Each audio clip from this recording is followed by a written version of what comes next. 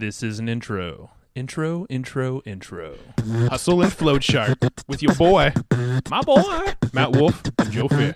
Hey. This is episode 200. Whoa! Is that why I'm singing? I don't know. I totally forgot this was 200. No, this is a big milestone. 200. And 200. For this big milestone, 200th episode, we brought back probably our most popular guest to date. Dennis Yu. Mr. Dennis Yu, and he also brought along Tanner Laycock, who... He's a guest, co-guest. A co-guest. Yes. Yeah.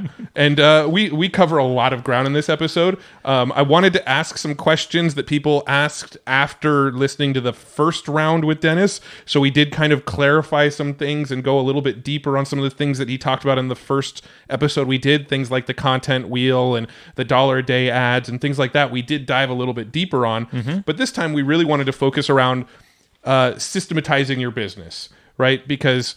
one thing that Dennis and his company has done an amazing job at is building checklists out of everything in their business so that they can just hand it to pretty much anybody and anybody can fill any role in that business. Mm-hmm. That's the power of having amazing systems. So that is really the topic that we go the deepest on in this episode. Yeah. His company, BlitzMetrics. I mean, if you have the honor to just spend some time with Dennis, he travels like a madman. So it's like, come on, you have no excuse. He's going to just show up on your doorstep sometime. Yeah. So at least go attend a workshop, an event, go to his academy, I think at BlitzMetrics.com. We didn't even mention this on the show, but the guy's like, he gives away the best stuff for at least free or dirt cheap, like $14 courses. Like, come on.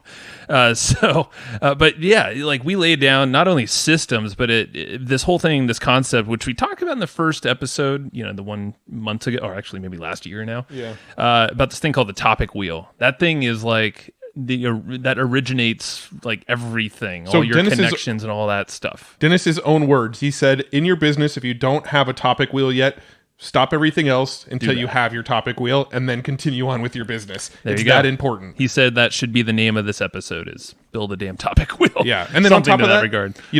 Dennis is constantly traveling. Every time we talk to him, he's in a different city. In fact, the first time we met him, he was in San Diego. Mm-hmm. And then the next day he was probably in a different country. And every time we talk to him, he's somewhere else. So we thought, this guy has to have some killer travel hacks. So at the very end of the episode, we do get into a few of his travel hacks to get around cheaper and not easier. only his, but Tanner's as well, and they have different ones. And you'll learn how to get some cheaper flights, how to fly freaking private for next to nothing. Yeah. So a lot of cool stuff. So you gotta kind of open loop. All right. So there are a lot of notes on this one.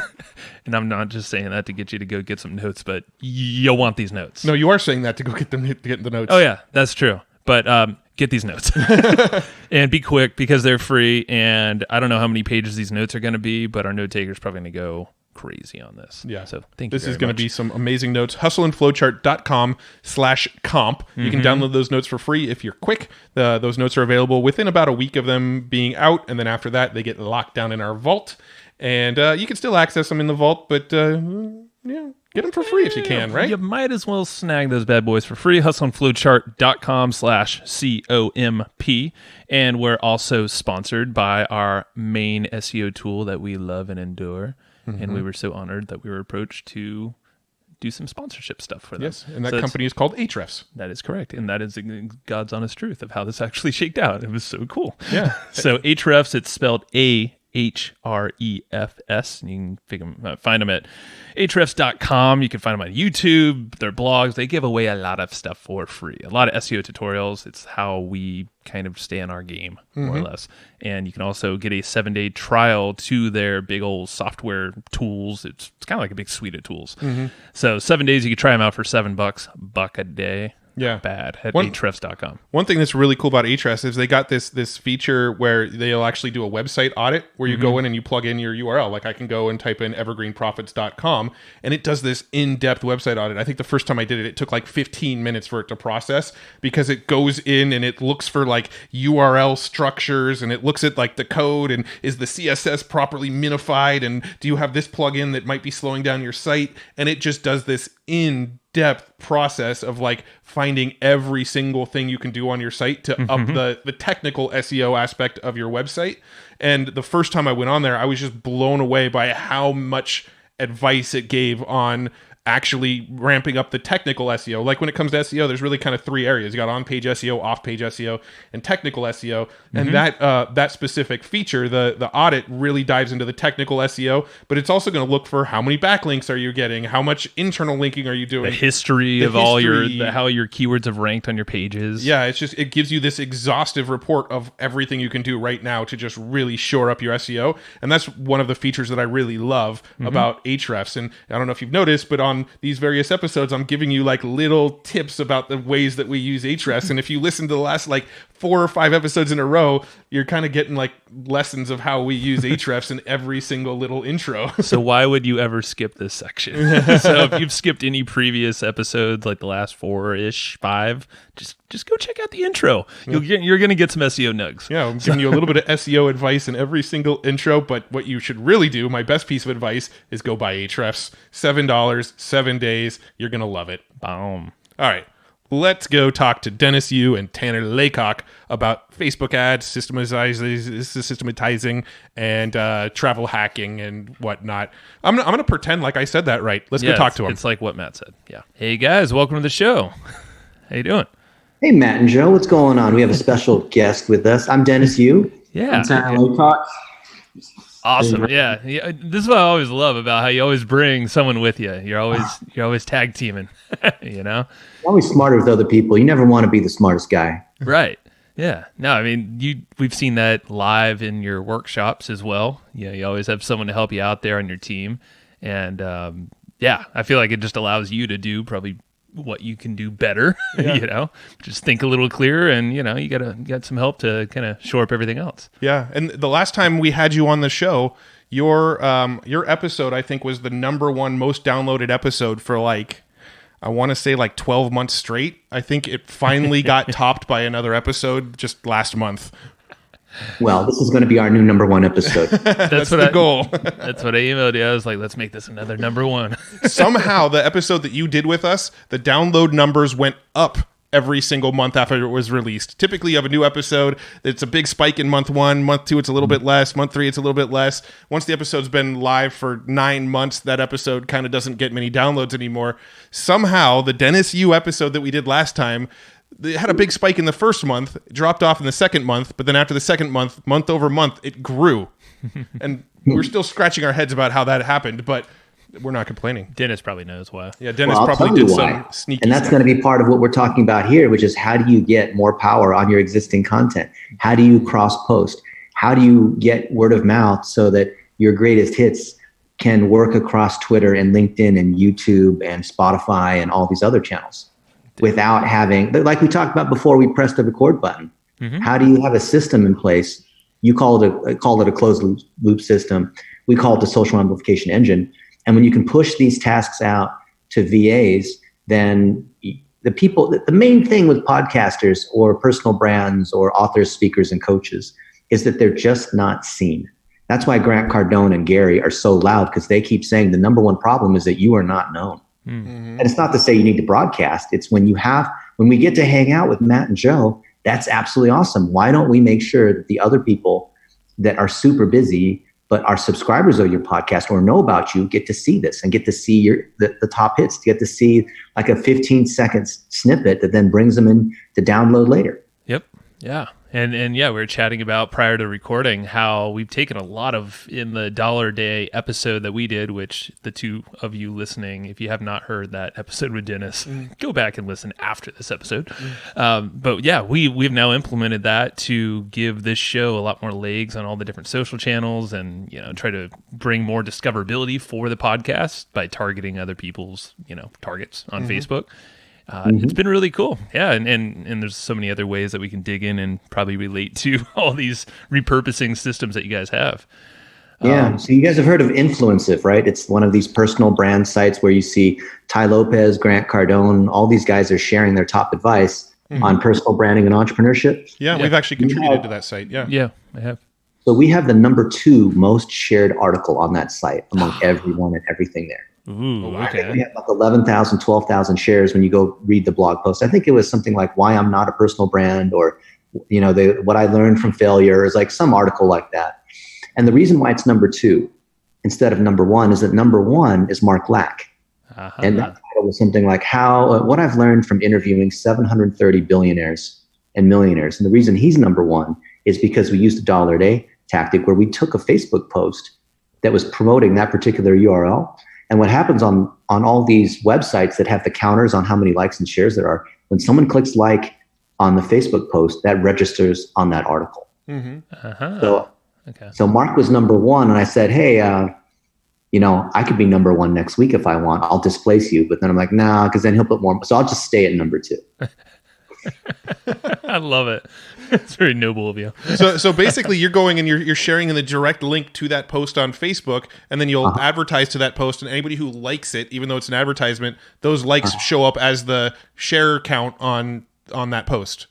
Yeah. And so that's an example of cross-channel authority. Something that does well on Facebook can also show authority on the web, can also be your pinned tweet, can also be recycled into YouTube, can also be turned into an article, can be put into an email roundup summary of the top 12 things from last month. Take something that works and copy it to the other channels. Right.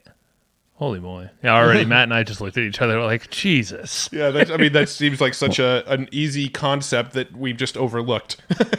But no one's doing it. See, I'm sure everyone's nodding their head saying, oh yeah, that makes a lot of sense. Oh, but I'm not doing it. So let me give you another example, which is a little bit out of left field.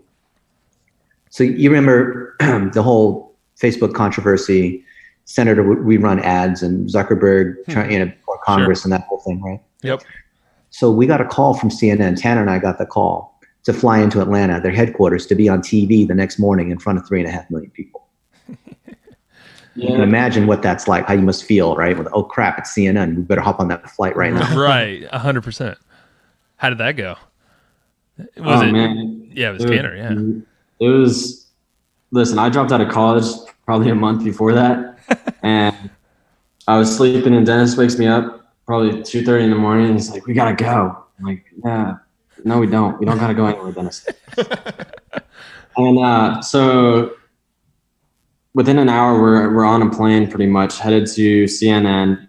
We rest, and then the next day, because it's international, they show it at like 2 a.m. Mm-hmm. We met with George Howell a few hours before that. We had tapas, and he gave us a little pieces of advice on how to talk in sound bites and whatnot. Mm-hmm. Anyways, to get into CNN, it's the craziest experience. Have you guys ever been to CNN? No. Not at all. So you might not know this, but it's the first or second most heavily bomb-threatened location in the U.S. I have heard that, though, yes. Yeah. And so you have to get these ID cards printed. There's security at every single door. And George Howell forgot his ID when he came to let us in. He was the CNN international anchor, and even he wouldn't be able to be let back in because he didn't have his ID. It's him and Anderson Cooper as the top two anchors, right? Wow. Okay. Yeah. So how did he get in? Did someone just we had a secretary basically come and have to let us back in.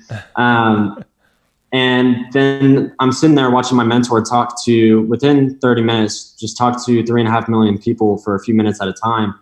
And I'm trying to get B-roll kind of out of the way of the cameras, but it's scary because all the cameras move around. Mm-hmm. I don't want to be the guy that falls in front of a camera on international TV. International. Yeah, that'd be a blooper. That'd have been great for the brand overall, right? BlitzMetrics. Yeah. But so Dennis wrapped up. I think he was on for 4 or 5 slots at 5 minutes each. And then George Howell gave us a tour of CNN. And while he was giving us a tour, I interviewed him and I took videos with him, just us walking around, giving him kind of a behind the scenes look. And then I interviewed him for a 1-minute video. Mm-hmm. And so what I did was I took that 1-minute video of me and George Howell just casually talking. He gave me some advice on speaking in sound bites.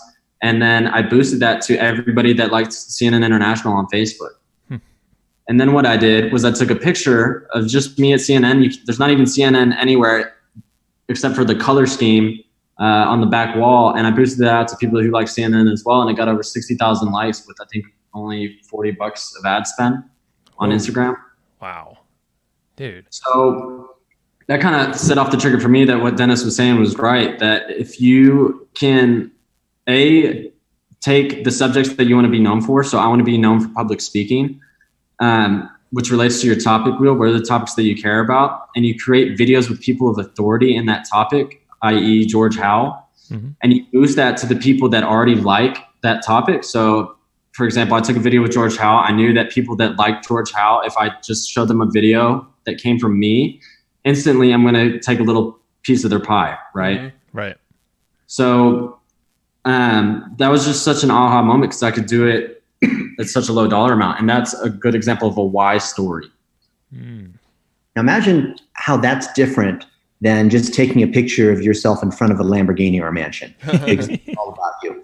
Because now you're interviewing the interviewer, and thus being behind the scenes where you're capturing how do you speak in sound bites? What is it like in the newsroom where they're deciding what story they're going to lead with? How is it that you behave on TV, and which camera do you look at? Like that sort of inside view is something that everyone craves. And when we're able to share that, even if it's in little 15-second, 60-second pieces, the reaction is so strong. Even today, the algorithm is going to reward you. And I think this is what people don't understand. The algorithm is so strong that if you feed it the right signal, you don't need to hack anymore. You don't need to use all these crazy tools for automation. You don't need to create complex campaigns. You don't need to spend a lot of money. You need to put content out there like these 1-minute videos that we've been preaching about, done vertically on your phone, captions turned on automatically, no editing, no fancy camera, no lighting. And then this is what we talked about before we started recording. Take that and put it into your other materials. Exactly. Tweet it, put it as an Instagram post, take a still, like one frame out of that video, and put an inspirational quote, stick it in your speaker reel. Last month, Tanner and I, we had the opportunity to keynote in London and in Romania and in Budapest and in New York. We got to meet all these other people. It was crazy. I'm sure Tanner has some jet lag. I'm used to it. And so here's what happens. When people first see something from Tanner, oh, look, he's hanging out with George Howell and these other important people. He must be someone important. I've never heard of this Tanner guy, but if he's at CNN and he's interviewing these other people, he must be somebody, right? Now, you know, the way marketing works is our ads follow you around. Now, technically they're ads, but we don't think of them. We think of it as like social postage. Then the next thing you see is Tanner is with this other military entrepreneur who has served 18 years in the Marines and owns this company called Salute This Suit, helping thousands of folks transitioning from the military into real jobs because they have these suits for $249, the full thing, better than Men's Warehouse and all that. Then they see Tanner with folks who have founded $100 million and billion-dollar companies, having podcasts and interviews, being at their house. And each time another nugget, and each time another piece in that jigsaw puzzle, until after 6 or 10 little touches, then they see this picture that we call the topic wheel, where they see, wow, Tanner is working with entrepreneurs that care about fitness and about patriotism and about helping veterans and about health and about mindset. And thus, now you get it. Now it's like the power of an infomercial, the power of word of mouth, but nowhere along the lines did Tanner have to say anything because it was all said by other people that were high authority, which is the best kind of personal branding. And then we asked you, hey, how are you guys making money on this? Well, you have sponsors, you have services, but why would no one would hire you for services unless they saw how awesome you guys already were with the Hustle and Flowchart podcast, right? Yeah. And so it's about, I don't think it's cheating. It's not a hack. It's something that will always exist. Even if YouTube or Instagram or Facebook or whatever go away, this technique will still work because people are still consuming content in another channel. So when people are sequenced through these pieces of content that we stack together, that's what we call why, how, and what. The why are these stories. The how is the different pieces of expertise. And the what is, oh, and now we offer these services. So every single personal brand that we work with has something that they're selling. But they never lead with that item that they're selling. They always lead with these stories to build the authority, which moves people through know, like, and trust until they buy. And so without going cross-channel, you won't be able to monetize your personal brand. And we talk to a lot of podcasters. And we say, that's great. You've interviewed this person, and this person, and playing checklist bingo. I happen to be one of the boxes to check for digital marketing for some reason, right? But then we say, okay, hey, I'm actually a person and I'm willing to be on your podcast, but I feel like you're treating me like a box you're trying to check, and you're trying to check as many boxes as you can. Like, okay, great. I get that. You've got to crank out 2 episodes a week in your podcast or whatever. But let me ask you this. Are you making money? And where are you going with this? Let's say you've got 100 episodes. Okay, great. Let's say that you're successful. Now you're able to land, you name it. And now you're at 200 episodes. Will you have any more clarity at that point?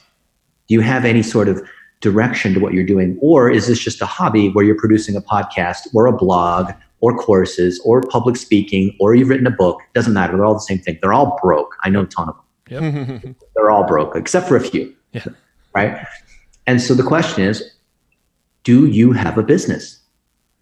And the answer is 99% of the time, no. But I hope that if I keep interviewing these other people that I'll be able to have one. No, that never works like that. It's true. You could have 1,000 hurricanes going through a junkyard and you're not going to get a 747. A million monkeys for 1 million years on 1 million typewriters, you're not going to get Hamlet, right?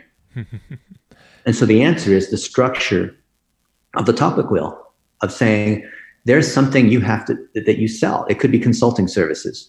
It could be you build websites. It could be you do coaching. It could be that you run ads. It could be, you're a videographer, right? You do something to make money.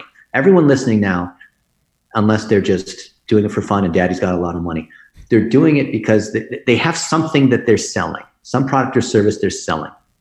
And the trick is that when you can tie that why and how and what, then you're able to make money.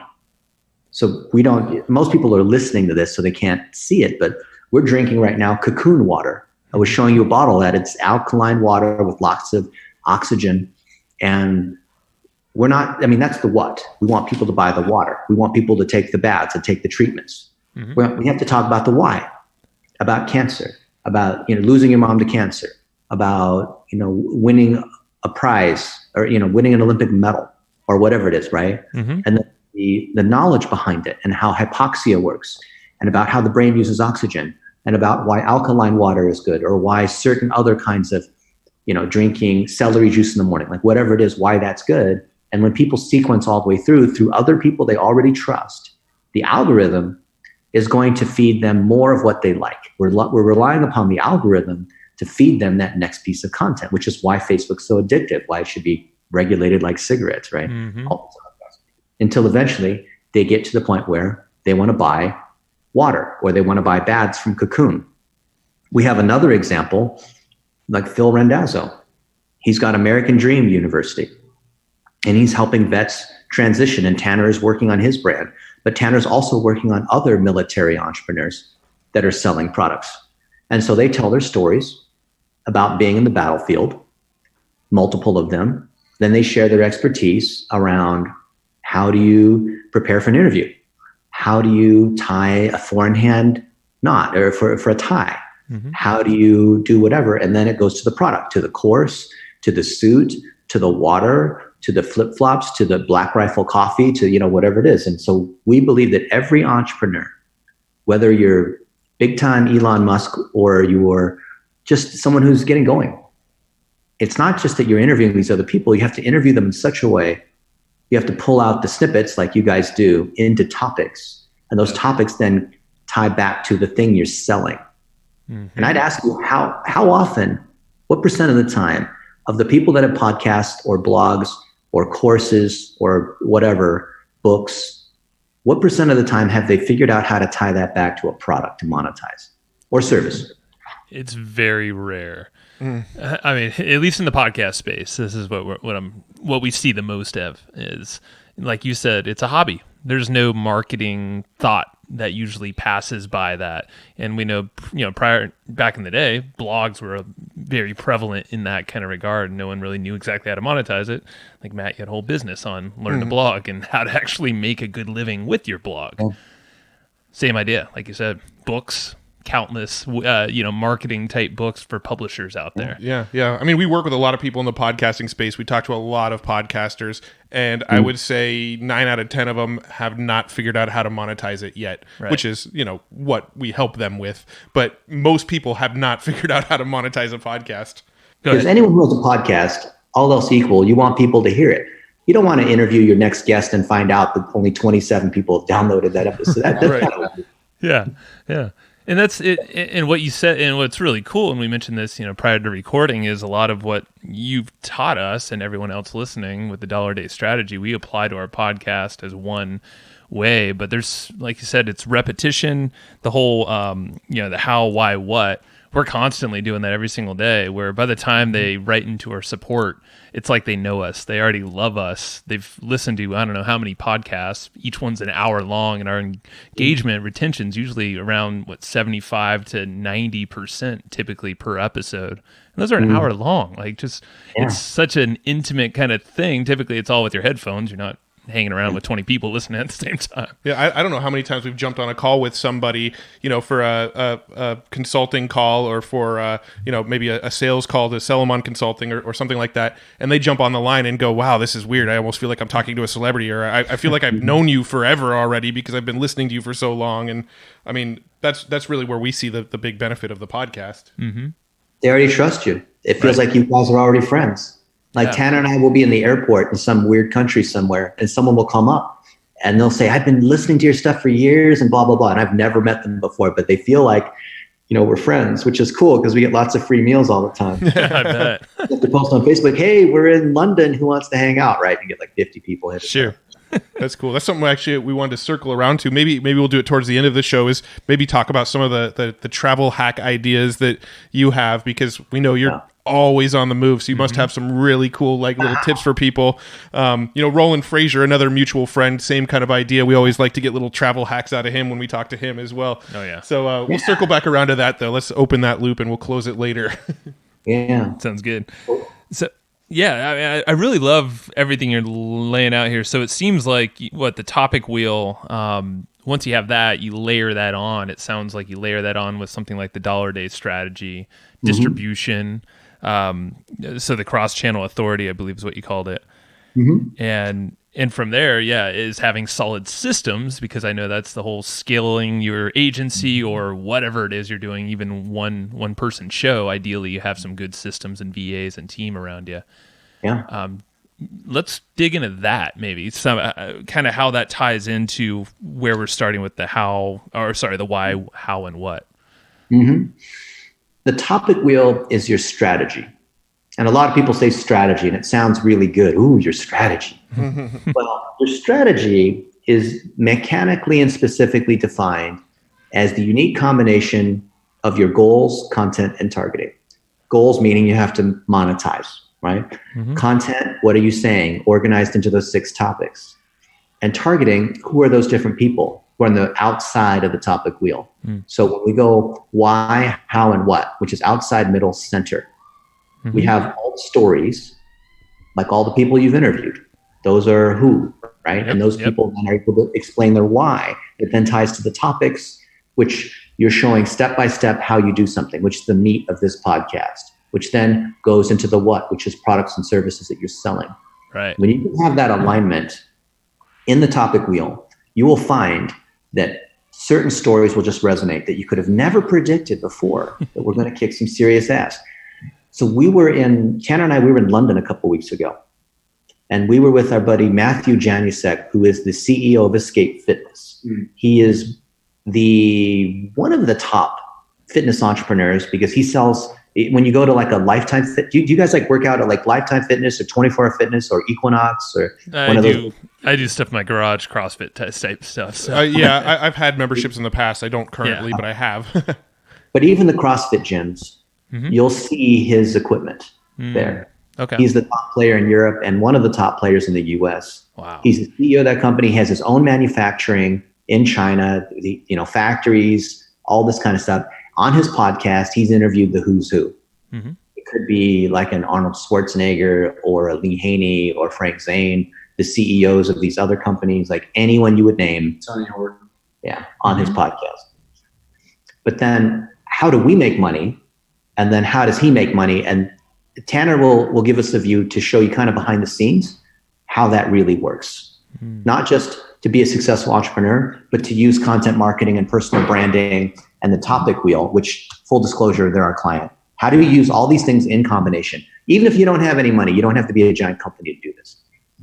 Yeah, so basically I'll overview the process, but Matthew Janicek has a podcast called Escape Your Limits. His company is called Escape Fitness. And what we do is we create a public figure page on Facebook.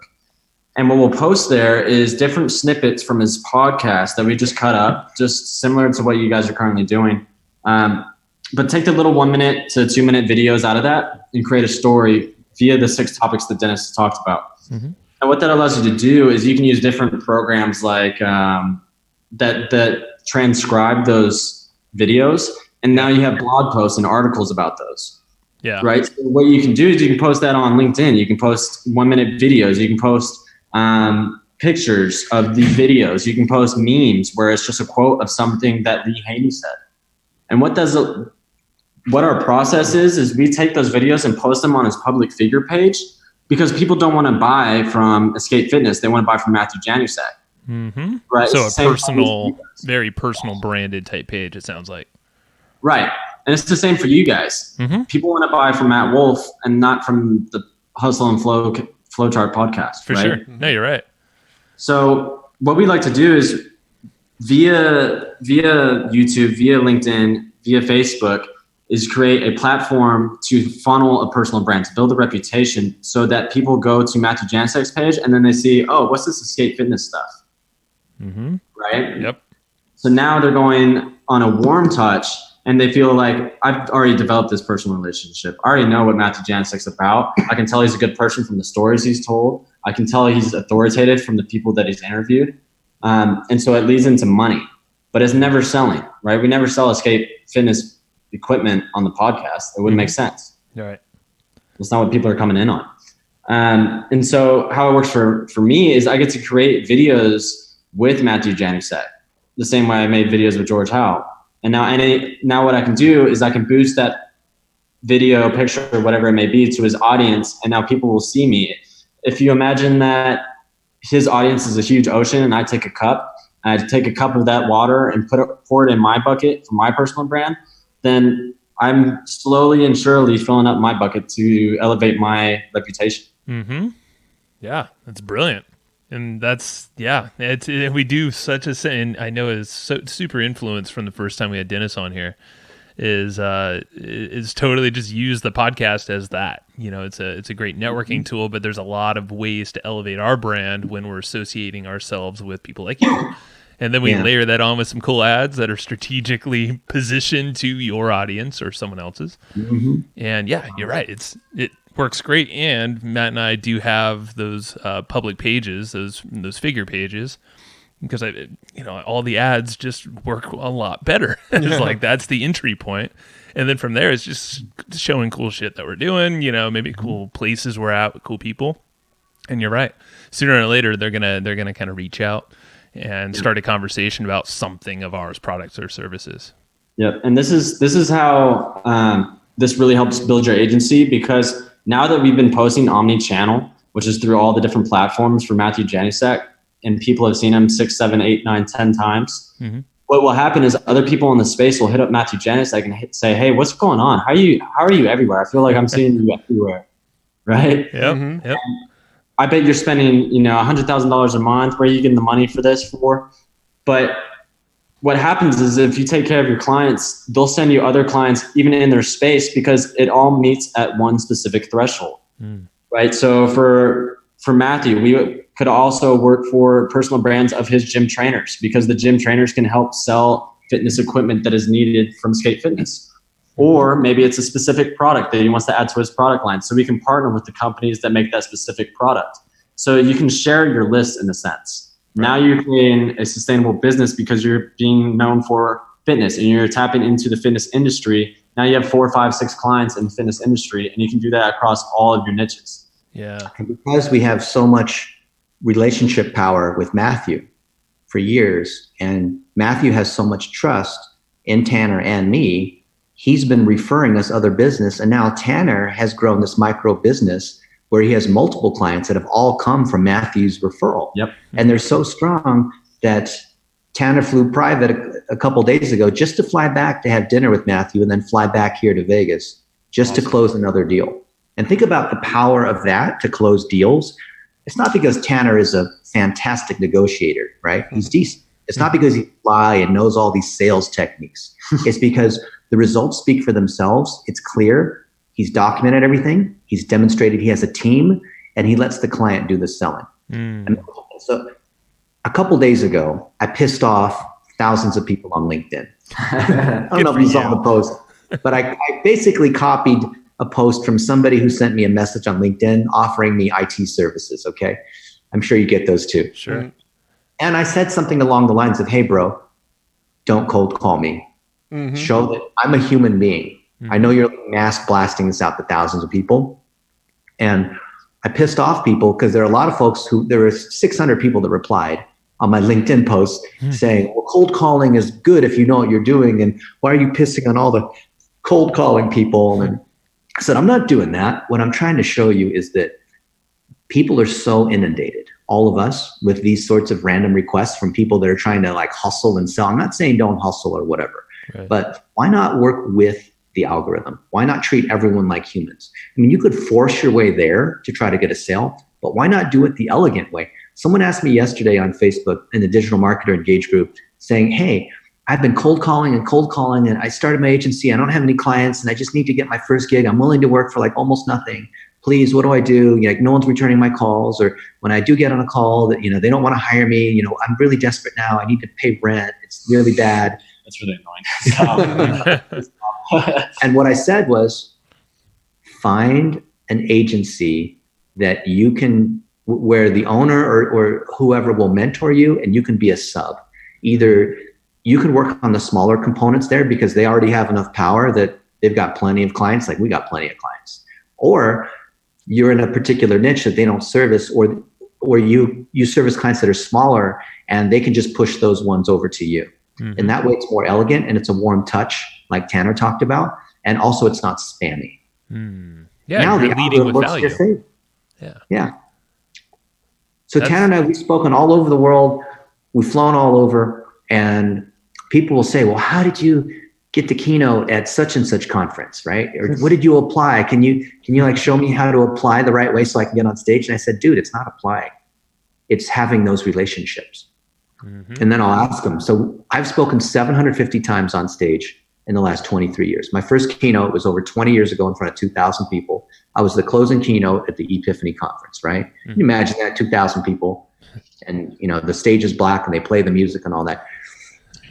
Guess how many times I've been rejected in terms of applying to speak at conferences? By the way, a good percentage is 1 in 3 places you apply to accepts you. I'm going to guess you're about 100% success rate. Yeah. Why is it 100? Because of all the branding that you've done and them just seeing you everywhere from all the branding work you've put in. Because I never apply. Well, okay. That also. I was thinking that was going to be the case. And then if you look at our client base, I don't want to brag, but we have some well-known companies that we work for, and we're very grateful to have these guys as clients. Like, can you imagine having like a Nike or a Red Bull? Like, think of how many agencies hit them up all the time, right? Yeah. But how did we get these guys as clients? Is it because we have a really good sales team? Guess how many salespeople we have? I'm going to guess none. None. We have over 100 people in the company, and we have 0 salespeople. That's so cool. It's leading with content, leading with value and results, and just being everywhere. It's the consistency, it sounds like. Yeah. And Tanner, he's 21 years old. He just celebrated his 21st birthday, went to the Bahamas after we were in London, all these crazy things. Obviously, he's very smart. He's a genius. He's been doing SEO for a few years, so he's had some agency experience. So let's just call that 3 years, maybe 4 years of experience. But how is he able to service an Escape Fitness and service some of these other clients we have that are world-class? And I would argue it's because we have a repeatable process. Yeah. Yeah, and that's what people don't understand. It's the process. It's not, a lot of people think it's me or it's Tanner or it's the magic of being on stage. Anyone listening, it's the process. Anytime you hear someone successful talking about what they're doing, listen carefully for the process. And that's where the nugget is. What are the steps they're doing that you can repeat? Yeah, and if you don't have a checklist, I challenge that your business probably isn't doing that well. If you don't have a repeatable process, we can see it. And it's not going to be evident that you have repeatable success with your clients. So let's talk about that stuff. So where are the starting points of creating a solid process? Are there certain areas in a business that you prefer to start with? You start with whatever you have already done successfully. We call that learn, do, teach. You learn from someone else. You could be watching YouTube videos, or friend told you, or whatever. You do it yourself. Show that you can do something 3 times repeatedly. That's called a recipe. Document that. And if you don't like to write things down, then just do a little Skype or Zoom recording or whatever it is, Camtasia, right? Just record. You can record on your iPhone. Record how you do something.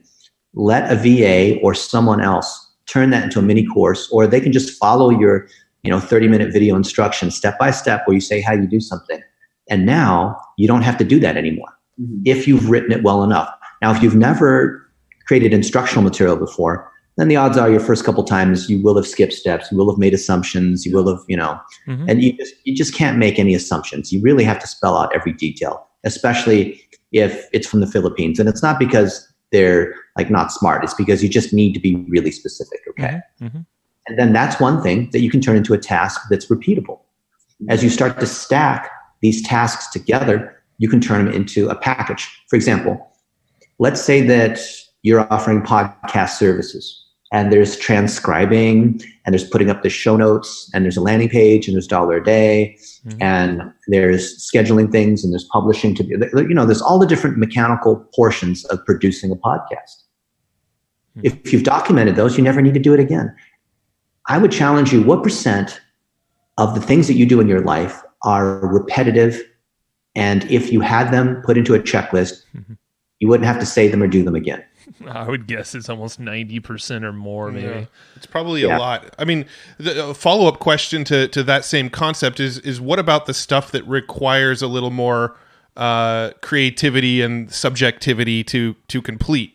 For example, there's things in our business that I know both Joe and myself have had a hard time letting go of because we feel like it's our creative brains that are what make it work, which whether that's true or not, I don't know, that's probably up for debate. But one example is I'm still the one who writes every single email broadcast that goes out to our list. And my sort of justification in my brain is it's my knowledge base and my creativity that makes our emails work.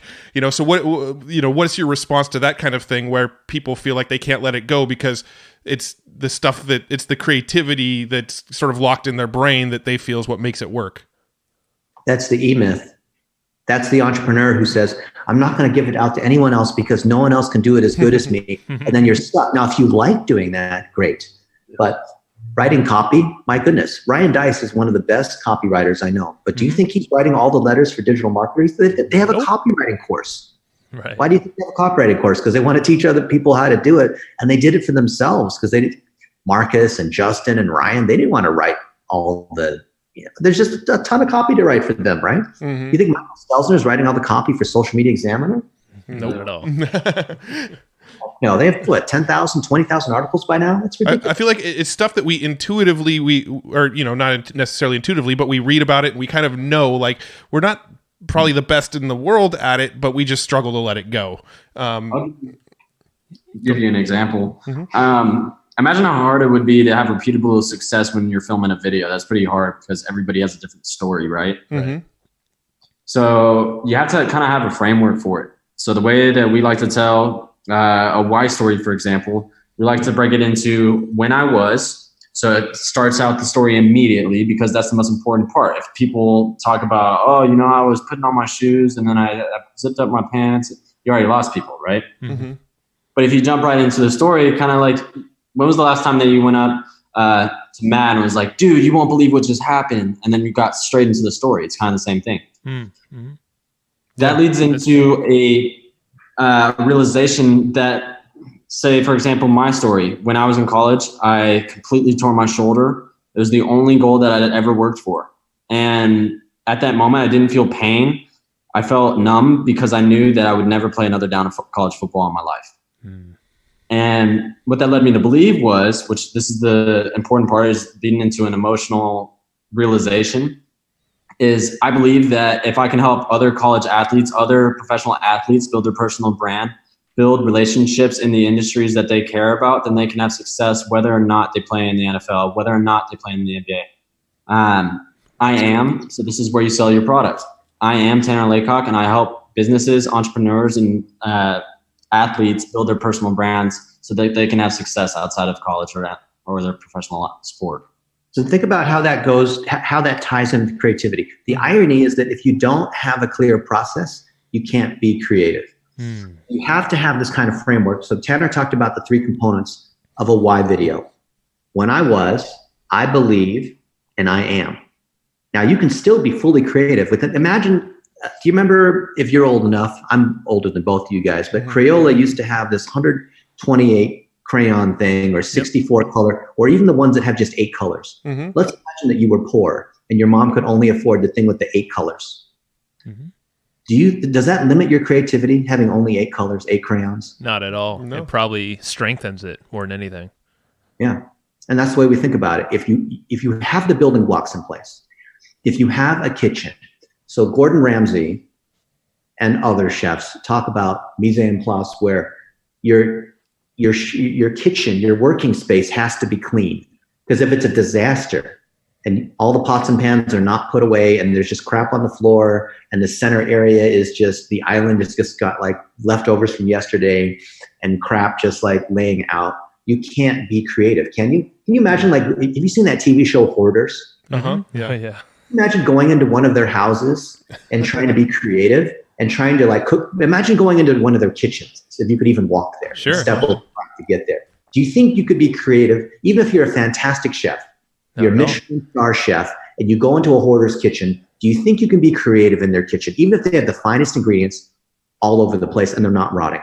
Not at all. And this further solidifies, have a checklist first so you can foster that creativity. So checklist, or clean up your stuff first. Well, checklists and frameworks. Yeah. Figure out where everything's at, checklist, frameworks, and then freaking go to town with your creativity, because you know exactly where to pull from now. And some And this is what's going to burn people, because a lot of people, they give us pushback saying, I don't want checklists because I don't want to do cookie cutter robot mindless stuff. I'm creative. Okay. So when are you creative? Oh, when I take a shower, or when I'm driving, or when I'm out jogging because I have my 30-minute jogger. Okay, great. Why is it that you feel creative then? It's because you're more creative then? No, it's because you don't have all these other distractions that allows your brain to start thinking. So the only way to be creative is when you have enough space to allow your mind to do that. And the only way to create space is to be organized and have checklists and systems and delegation that takes care of all that other nonsense to make space to allow you to be, because if you walk into a beautiful industrial kitchen, everything's in the right place, it's all nice and clean, you can create whatever you want. And my buddy Alan Gannett wrote a book called The Creative Curve. The idea is that anybody's creative. Creative doesn't just mean someone who's an artist and smokes whatever Indian organic tobacco and is a hipster. Like, no, anybody's creative. Like, you don't have to be a musician.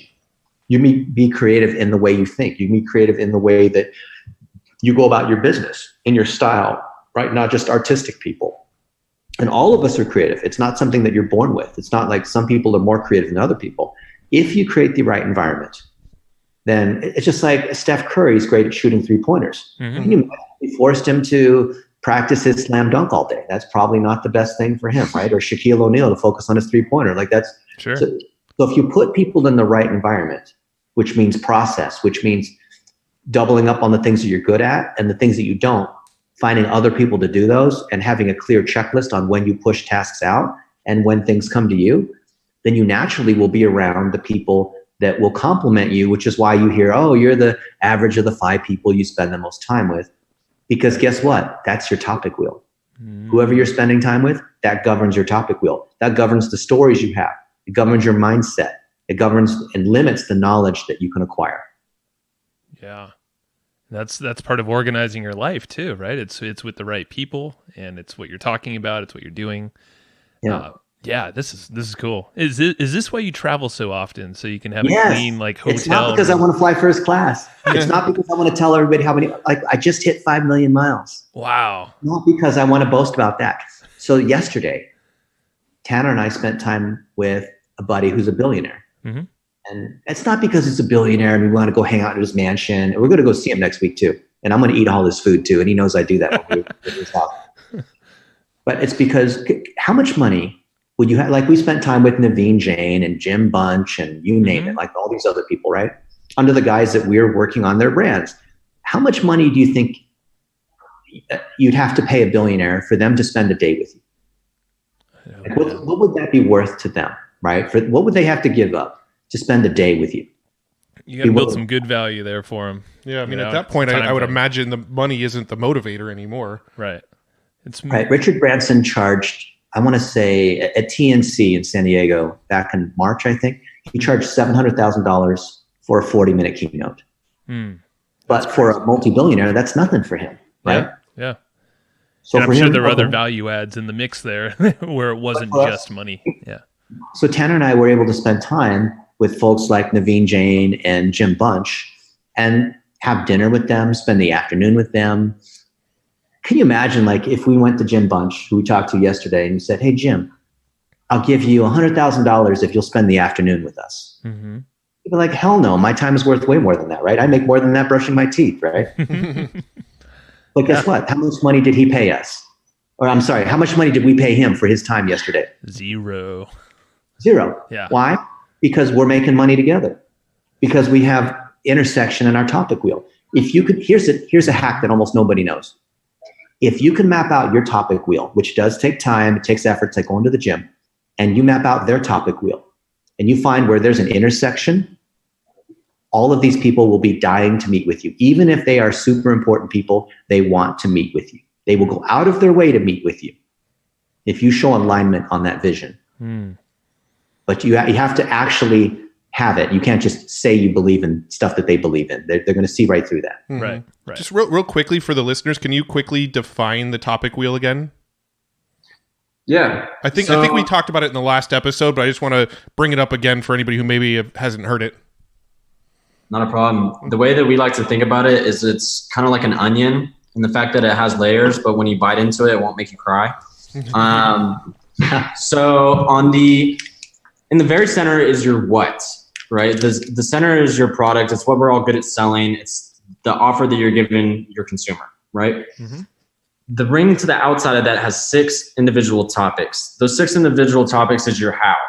Now, for me, it's going to be fitness, mentorship, real estate, investing, public speaking. But for you, it might be something different. It might be your podcast and podcast consulting. It might be one specific niche or 6 specific niches, right? We like to have 6 because that's how you build a reputation at scale. Then what you do is you're going to take, say, for public speaking, for my conversion, I would want to interview people that have either perceived or actual authority in that topic, right? So a good example would be Tai Lopez. Tai Lopez is very well known. Everybody knows his name, but would you say that Tai Lopez has more expertise than Dennis Yu at marketing? No. Probably not. Probably not.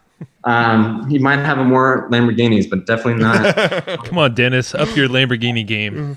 Right. And Dennis actually has more books too. I was going to say books. But Dennis has. Anyways, so there's people with perceived authority, and then actual authority are examples like Dennis, who may not have 1 million followers on Instagram, but there's probably not many people better than him at what he does. And the experts in the industry will know that, right? Mm-hmm. So what it allows you to do is it allows you to build know, like, and trust. People will know the people that you're interviewing. So if I interviewed Dennis Yu, experts in the marketing industry are going to know him. They're going to like the topic that they're talking about, i.e. marketing, and then they're going to trust my product, right? So it's the transfer of know, like, trust, why, how, what, whatever you want to call it. It's how you build a reputation at scale. Gotcha. Think of it as a bicycle wheel too. So Tanner uses an onion, and I like onions, but only when they're fried. I would agree.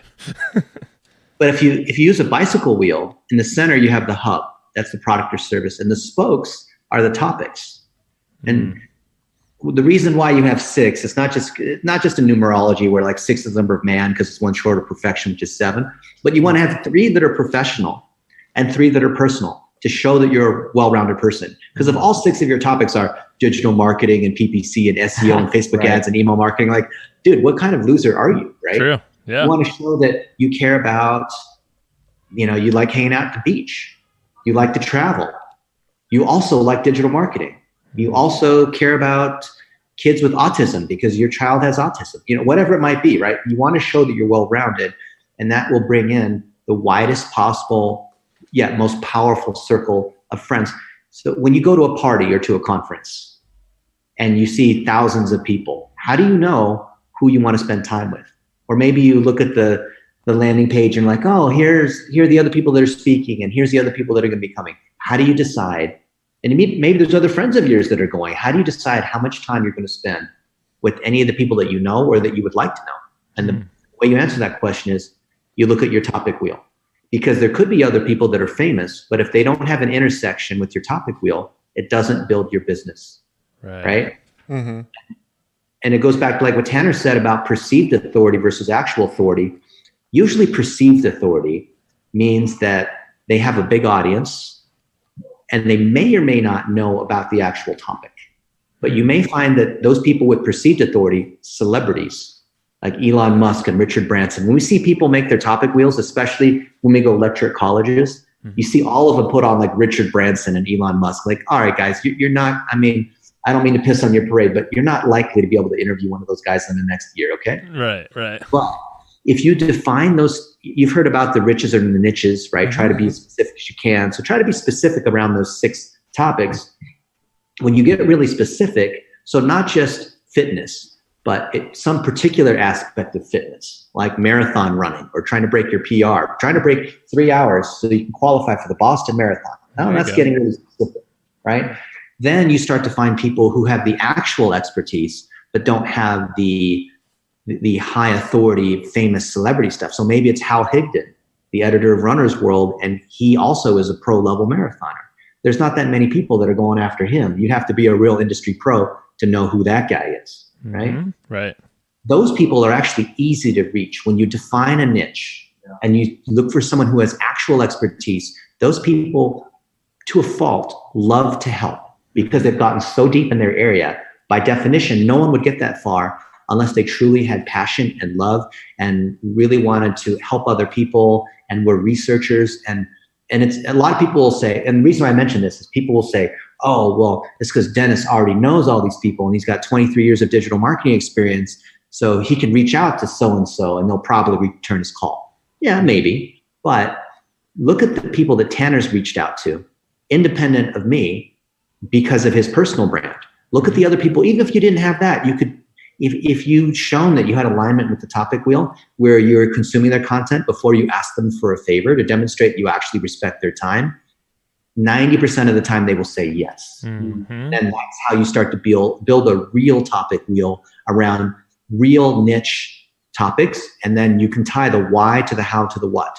So you can think of the tire as the why, which are all the different stories, 1-minute stories. The spokes are the topics, and the hub in the center is the product or service that you're selling. If you don't have your topic wheel, I would argue that you shouldn't do anything else.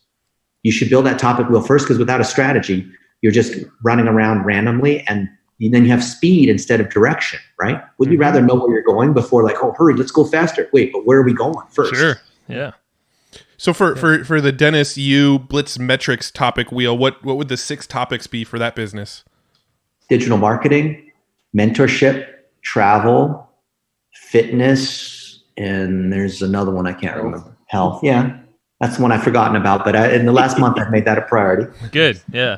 You have your oxygen devices now. That's right. No, this is really cool. I was just thinking about mine, and I just love how this kind of visually looks, either way, whatever works for people, but you can use this to get very specific ads running to all of your content, all these 6 stories. See, it's all clicking. Yeah. Well, last time you were on the show, you referred to Joe and I as the 2-headed dragon, because there's kind of 2 people that built 2 personal brands, and then we sort of merged together and created what we have now.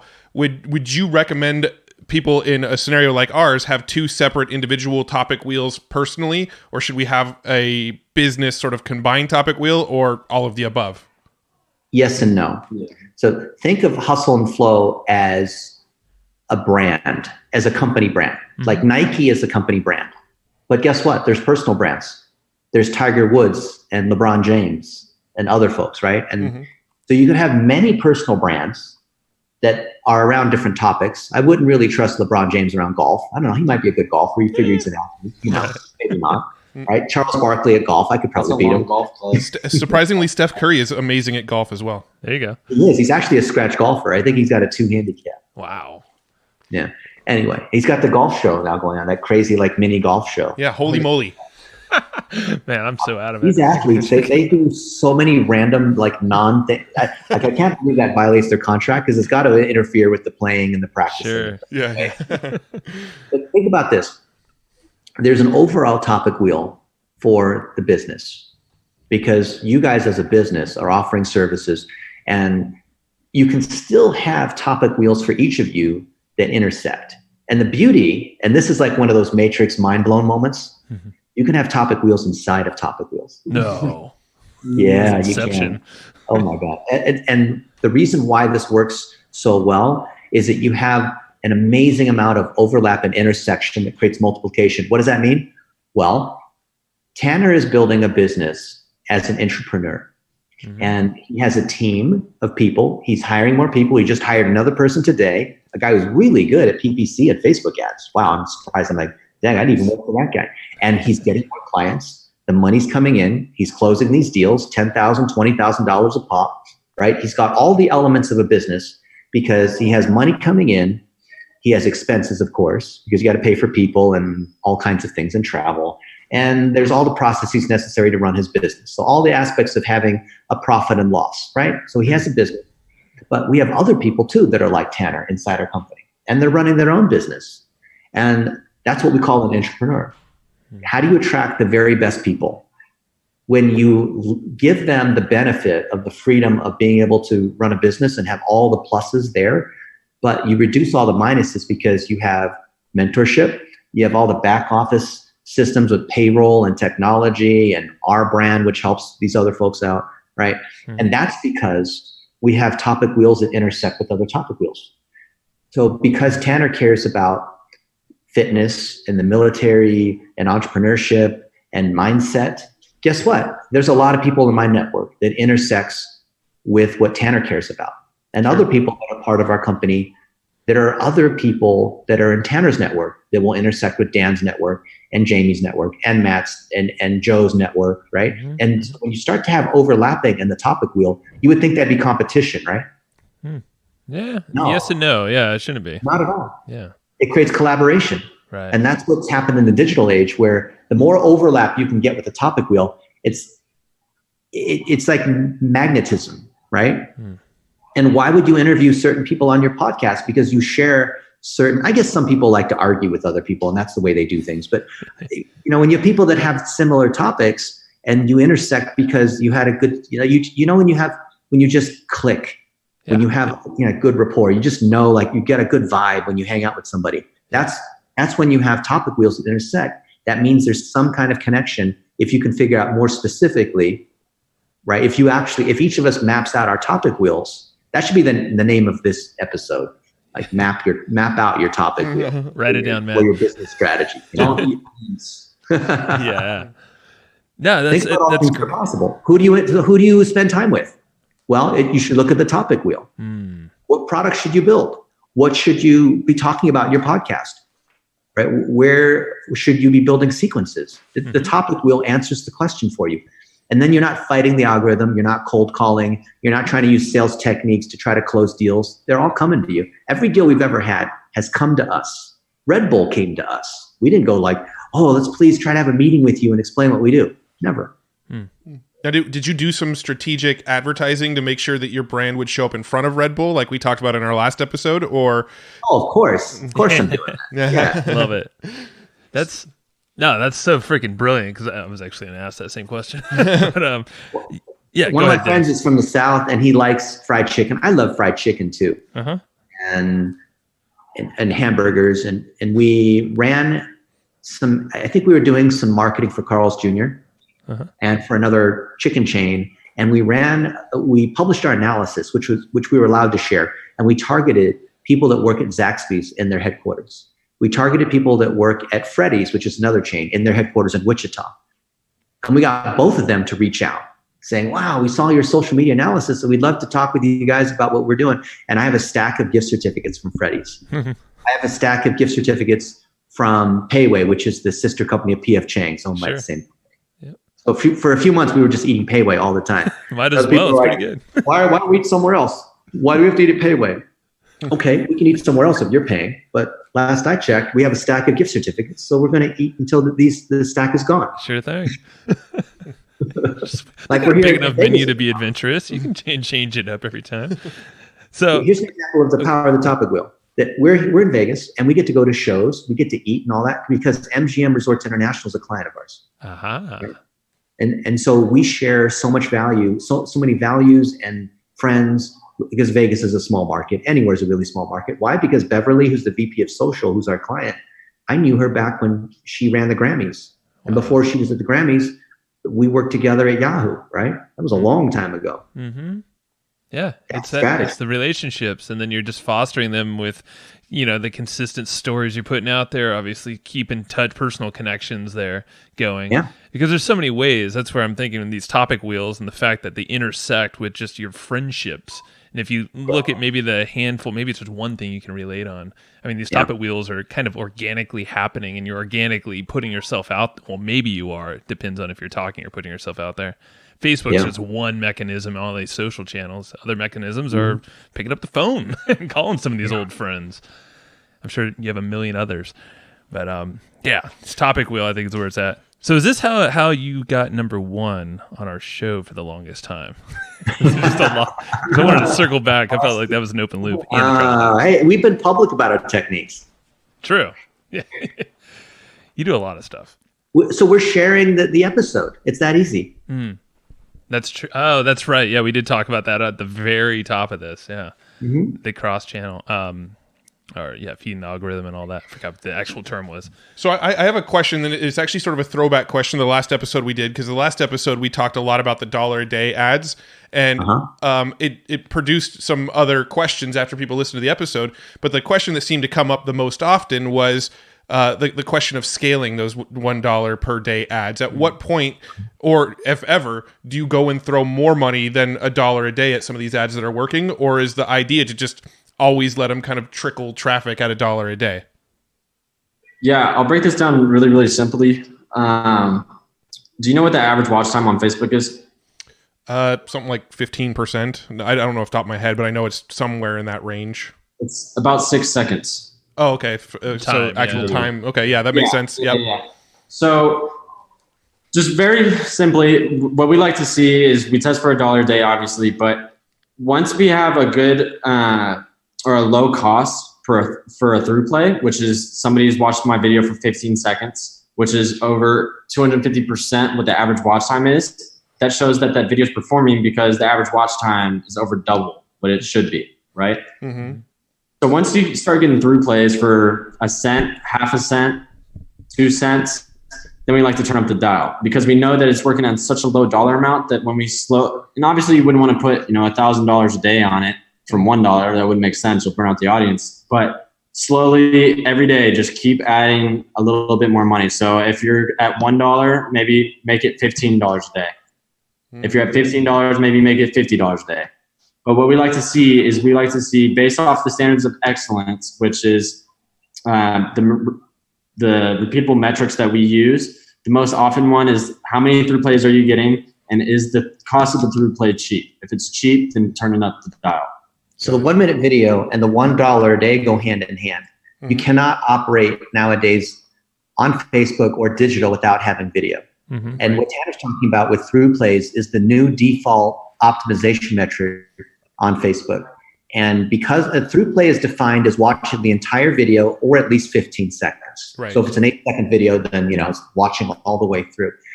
And what will happen is the algorithm is going through something called called their learning phase. Mm-hmm. The learning phase can be anywhere from 3 days to maybe 14 days. And so we like to put an initial $1 a day for 7 days, which is $7. If you're in another country, that might be €7 or whatever it might be, right? And if it meets our standards of excellence, meaning a good cost per through play, and it'll be the top 10% of what you have. So if you make 30 videos, let's take the top 3, because every industry is different. B2B is going to have a different cost per than, consumer products or cat products. So it's going to be different. Mm-hmm. And if it's good, you're not going to add budget every day, because every time you touch an ad, it resets the ad rank to 0. That ad has got to crawl all the way back up in the auction. So what you'll do is that you'll put another $14 for another 14 days and then come back to it. And if you don't get back to it within 14 days and it's already gone dry, that's okay. Then maybe you put another $100 for another 20 days. And if it's still good and you haven't burned out the audience, depending on what you're trying to target, maybe you put, some of them we've put $5, $10, $100,000 against a post, but we still started with $1 a day or a couple dollars a day. In fact, we had a post where we boosted for $3 million with Infusionsoft. Can you imagine that? Wow. That takes some balls. And it was so good that Sheryl Sandberg, who's the COO of Infusionsoft, sent this framed poster with her signature and a copy of the ad and all that. And then the folks at Infusionsoft went around and said, hey, look, we got an award. Yeah, they're glad that you spent all this money. That's why we went to Facebook and made videos there. So the third piece is, just because something meets a standard of excellence, it's not that we're trying to get as many views as possible. Those views have to then result in people coming to the website or giving us an email address or buying a product or coming into the store or becoming a lead or whatever going from the why to the how to the what. And so the $1 a day strategy complements the topic wheel.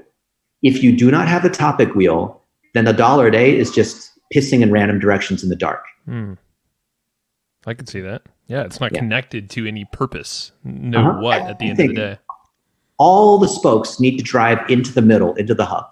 Because if that bicycle wheel has no hub, I think your ass is going to be sitting on the ground. Yeah, you shit out of luck. Yeah, man. This is freaking awesome. Okay. Yeah, we're going to have some badass notes on this one, I think. Okay, so Matt is signaling to me there were travel hacks we wanted to get to, because I know we're going a little long. I want to be cautious on your time over there, too. Travel hacks, we saw one of the water, and I know it's kind of an abrupt change here, but so the water, we talked about that, the oxygen and all that stuff, the lack of sleep that comes with travel. What are some go-to hacks that you guys both use, kind of both your perspectives? I have 2 main ones, and Dennis will argue my first one. The freaking neck pillow. Right? It's good. You're a noob if you have a neck pillow. No, not a noob.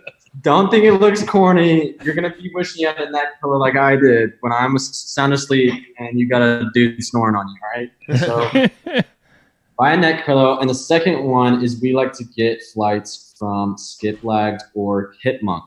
So Skiplagged, basically what it is say you have a flight from Dallas to LA. What it'll do is it'll find a flight from Dallas to, say, Washington, but it has a stop in LA. Mm-hmm. As long as you just check your bag or carry on your bag and you get off in LA, usually it's cheaper because that flight's going to be longer and they're not as full. So you can save a ton of money just going through those 2 websites alone. Mm-hmm. So what was it? Skiplagged, you said? Skiplagged. Okay. Lagged. Okay. And then Chipmunk without the C, so Hipmunk. Hipmunk. Okay, got it. And for your neck pillow, do you have a brand specifically that you use? Ooh, no. I just look for the comfiest, most fluffiest one. Is it memory foam or is it like cotton? Memory foam for sure, because you got to be able to fold it. Gotcha. Yeah, no, I hear it. And I'm only asking because I've gone through about 30 freaking pillows and I hear you, man. Dennis, I'm sorry. I agree with him. All right, Dennis, you're up. A lot of us are going for the cheapest fare. I get it. Some of us have so much money, we'll just fly first class all the time. But even if we're flying first class, we want to save money. Most people don't know that there are regional airport codes. So if you're going into LA, there's LAX, there's Orange County, there's Long Beach, there's Ontario, there's Burbank, JFK. Yeah. No, not JFK. Or not JFK. Ronald Reagan? No, John Wayne. John Wayne. John Wayne, yeah, that's us ending. You said John. Yeah, so there's 5 regional airports in LA. I grew up in LA. Mm-hmm. And instead of checking for every single city, which would just take forever, you type in QLA. which is the regional airport code. And most, Priceline, Travelocity, Hipmunk, these guys will recognize it. And the same is true for like Washington, D.C., where you've got Reagan and BWI and IAD, which is Dulles. You just type in WAS. And if you're in London, oh, by the way, if you're going to Europe, the cheapest flights have a connection in London, but you're going to have to reconnect to another airport to then go on EasyJet or one of the other airlines. So if I wanted to go to London tonight from Vegas and I didn't know what I was doing and I went to Priceline or Expedia or wherever, I'd probably have to pay $800 one way. But if I look for a fare from LAS, which is Vegas, to LON, that'll be probably $200 and then maybe $300. And then from LON to Budapest or Oslo or Paris or wherever, Milan, wherever I want to go, that would be a separate flight. Now, if I'm willing to do the connect in London, I might have to go from Gatwick to Stansted or Luton or one of the regional airports. I'll save a ton of money. The same is true into New York. You got a lot of flights that go into New York and then out of New York. So it's building upon what Tanner said with skip lag, which is called hidden cities and drop segments, where you're you're throwing away a segment because you really want to go to Dallas. So you buy a ticket to Oklahoma City, which is a cheaper market, but you just drop the segment. You get off in Dallas and don't continue on to Oklahoma City. Right. That's Number two, for the people who are really pro and already understand what we're talking about with hidden cities and regional codes, is you use the Southwest combo. Southwest is the only airline that doesn't publish to the regional fare databases like ArcIATA. I used to work at American Airlines. That's how I know this. Okay. Okay. But when you go search on Expedia, Hotwire, whatever, they don't show Southwest. Right. Because Southwest doesn't want to pay the booking fees from using the GDSs. Right. And so what you'll do is see, like if you're going LA to DC, you're probably going to connect in Denver unless you have a direct flight. So you might look at Southwest into Denver and then try like Frontier or United or American from Denver into that next city. But often, if you can fly Southwest as one segment connecting through Denver, it's going to be a lot cheaper. So sometimes it's a crazy period, or maybe a relative died and you got to get to some weird city by tomorrow and the fares are all $800. Try that Denver Southwest trick. You can alternately use Chicago, but Southwest flies out of Midway and all the other airlines fly out of O'Hare. So that'd be tough. An hour connect. Yeah. I'd like to go out of Denver because Denver's actually one of the only shared airports. Southwest flies, instead of into Miami, they fly into Fort Lauderdale. Got it. So you got to make sure you're flying to a hub, more or less. Yeah. Suite's good too. Oh, Jet Suite, which is semi-private. Yeah, Tanner did that last week. It's basically halfway to private jets. Yeah, but you don't have to wait, and you don't have to go through security. You don't have to wait in the line. You just get a nice chair and some snacks. And I think it's $99 if you book more than 2 weeks out from anywhere in California to Las Vegas.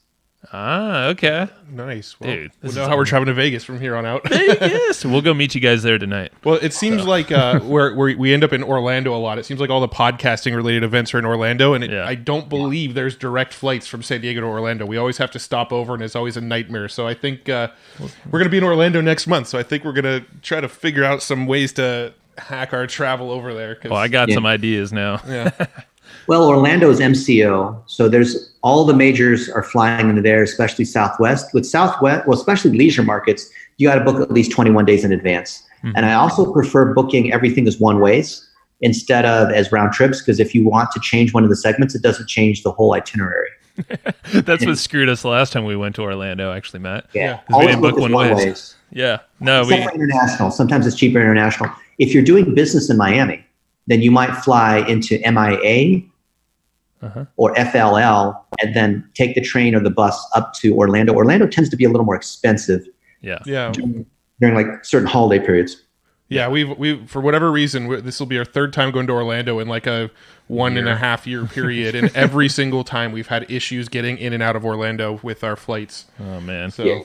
Hey, we're going to find something. We're going to try something new. I kind of like the idea of going to Miami and taking a train up. Never been to Miami, so let's do it. Miami's a monster airport, too. Yeah. Yeah. Hell yeah, it is. All right, so I have like 4 pages of notes, like front to back. Maybe we should wrap it up, just so I could digest some information here. You guys are amazing. What's this is always what we ask, is some impactful book that you just find yourself recommending others. Dennis, I forgot what you said last time. Tanner, we haven't heard from you, obviously. Dennis, maybe you could think of one in the meantime. I like Principles by Ray Dalio. Oh, that was easy. I'm very much about systems. I believe strategy is more important than tactics. I'm starting to get old now, so I like things that if I learn it, it doesn't just go out of style in the next few months. For sure. And that book's amazing because Ray Dalio even put out an app. It's totally free if you just download it on the App Store. Has all this interactive stuff to it too you can engage with. So good book, great book. Cool. All the free stuff too. Yeah. Totally. Tanner, you got one? Yeah, I used this a lot when I was a little bit younger, and a lot of the principles still applied to just how I talk to people. And it kind of builds off of How to Win Friends and Influence People, but it's How to Master the Art of Selling by Tom Hopkins. How to Master the Art of Selling. Okay. Yeah. I think someone's recommended that before. It's an older book, but it's pretty good. Hey, that's cool, man. Have you, Dennis, have you read Checklist Manifesto? Yes. A lot of people say, did we base our systems on that? And partially, yes. Yeah. That book's been recommended a lot, and it's one that's on my bookshelf, but I have not read it yet. So pick it up. I think, it's an easy read. You could read it in a 2-hour flight. Okay, perfect. Oh, there you go. You have a 1 month deadline, Matt. You got an Orlando flight. There we go. Squeeze it through there. So the site is BlitzMetrics. Is there anywhere else you would want our listeners to go check out? Social media accounts, anything like that? Follow us on LinkedIn. LinkedIn's where it's at right now. Yeah. Look for me or Tanner on LinkedIn. Yeah, my LinkedIn is just linkedin.com/Tanner Laycock. Dang it, I wish you didn't say that, because now I have all sorts of questions about LinkedIn, which we'll have to save for a future episode, because I don't want this to turn into a 2-hour episode. I know. We've got a ton of hacks on LinkedIn. LinkedIn deserves its own episode. Okay. Well, we just opened that loop, and I guess we'll be rescheduling another one pretty soon. Awesome. All right, guys. Thank you both for your time, and have fun in Vegas. You're 21 now, so I don't know what's going to happen there. But you're in the right place. Yeah. Thank you for your time. Thanks for having us. Yeah, of course. Anytime, guys. Have a great one. Take care. Thanks. Thanks, everybody, for listening to this episode of the Hustle and Flowchart podcast. Before taking the time to listen, we want to give you something a little bit special. Every single episode that we do, we actually have somebody on our team take notes. We basically have a Cliff's Notes version of every episode where you can go and find all of the tips and tactics that they laid out, all of the resources that they laid out, all the good stuff from this episode. We actually have a nice simple notes version that you can find on our website.